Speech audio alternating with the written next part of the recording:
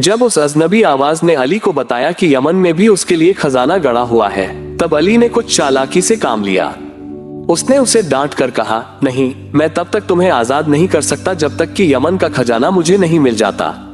उस अजनबी आवाज ने कांपते हुए पूछा, लेकिन मालिक, अगर मैं वो खजाना तुम्हारे लिए ले आऊं तो क्या तुम मुझको और उस खजाने के रखवाले गुलाम को आजाद कर दोगे? हाँ, अली ने जवाब दिया। तो मालिक कसम खाए। अली ने कसम खाए और कहा, लेकिन तुम्हें मेरा एक काम और करना होगा। काहिरा में मेरी बीवी और 2 बच्चे रहते हैं, उन्हें तुम आराम से यहाँ ले आओ। उस अजनबी आवाज ने जवाब दिया, ठीक है, हम लोग उन्हें सही सलामत यहाँ ले आएंगे। फिर वो अली से 3 दिन की छुट्टी लेकर वहां से चल पड़ा। सवेरे जब उजाला हुआ तो अली ने मकान को अच्छी तरह से देखना शुरू किया। वो अपनी मोहरों को कहीं छिपाकर रख देना चाहता था। एक जगह उसे पत्थर की एक गुप्त दरवाजा दिखाई दिया। उसने जब दरवाजे की कल घुमाई तो दरवाजा धीरे धीरे खुलने लगा। वो दरवाजा एक कमरे में खुलता था, जिसमें मजबूत कपड़े की बहुत सी बोरियां रखी थीं।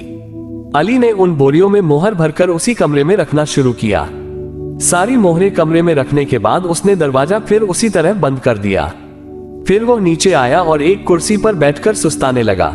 इतने में किसी ने दरवाजा खटखटाया। उसने दरवाजा खोल दिया।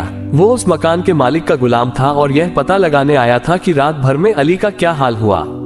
जब गुलाम ने अली को सही सलामत देखा तो मारे खुशी के वह चीख पड़ा। ये पहली बार वो किसी आदमी को उस भूते मकान में रात बिताने के बाद जिंदा देख रहा था। वो दौड़ा दौड़ा सीधे अपने मालिक के पास गया और बोला, हुजूर, हुजूर, मेहमान तो उस मकान में बड़े मजे में रहा है। जब मैं गया तो वह एक कुर्सी पर आराम से बैठा था। सौदागर को यह सुनकर बड़ा ताज्जुब हुआ। वो अली के लिए खाना लेकर गुलाम के साथ चल पड़ा। वहां पहुंचकर उसने अली से पूछा, कहो बिरादर, क्या हाल है? खुदा की रहम से सब कुछ ठीक है। अली ने कहा, मैंने रात में खाना खाया, फिर कुरान की कुछ आयतें पढ़ी और रात भर आराम से सोता रहा। मुझे यहाँ किसी बात की दिक्कत नहीं हुई। सौदागर यह सुनकर आश्चर्य में पड़ गया। फिर वह अपने घर लौट गया। वहां से उसने बहुत से गुलाम अली के मकान को झाड़ पोंछ कर साफ करने के लिए और अच्छी तरह सजाने के लिए भेज दिए। गुलामों ने थोड़े ही समय में मकान को खूब चमका दिया। अब वो मकान नहीं, एक छोटा मोटा महल मालूम होता था। आसपास के लोग मकान को देखने के लिए आने लगे और अली से जान पहचान बनाने के लिए उसे तोहफे देने लगे। लोगों ने उससे पूछना शुरू किया, तुम्हारा सामान कब तक आने वाला है? क्या बाल बच्चे भी आ रहे हैं? अली ने जवाब दिया, हाँ, वे लोग मेरे सामान के साथ 3 दिन बाद यहाँ पहुंच जाएंगे। और 3 दिन बाद सचमुच ही वो जिन लौट आया।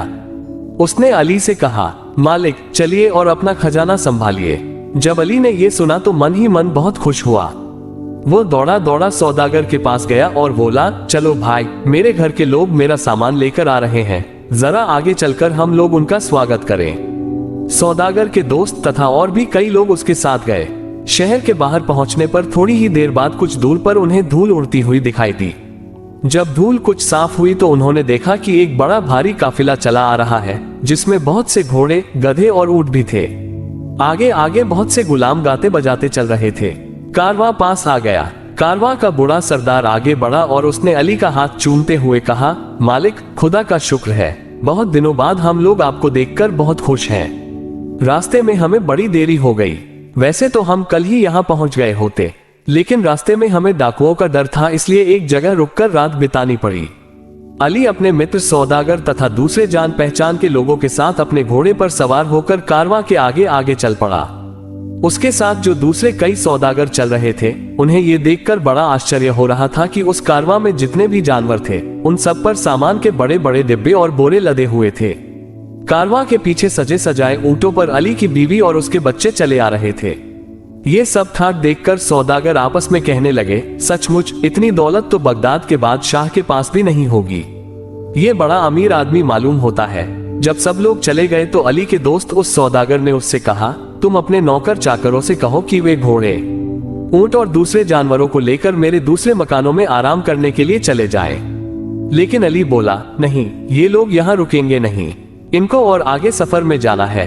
और जब सौदागर लौट गया तो अली ने उन सब लोगों को छुट्टी दे दी। वे लोग कोई और नहीं, उस मकान के और खजाने के पास रहने वाले जिन ही थे।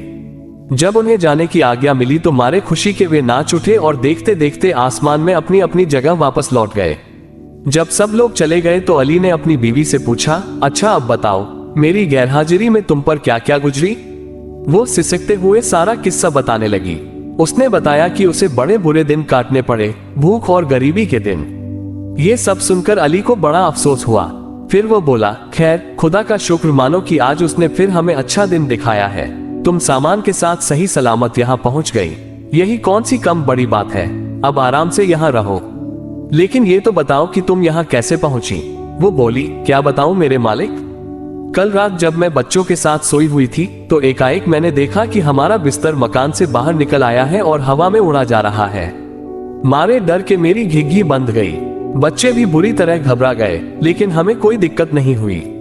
हमारा बिस्तर उड़ते उड़ते एक बड़े भारी कारवां के पास आकर रुक गया। कारवां में सैकड़ों घोड़े, ऊंट और गधे थे और न मालूम कितनी गाड़ियां थीं। 50 आदमी उस कारवां के साथ थे। मैंने उन लोगों से पूछा कि तुम सब कौन हो।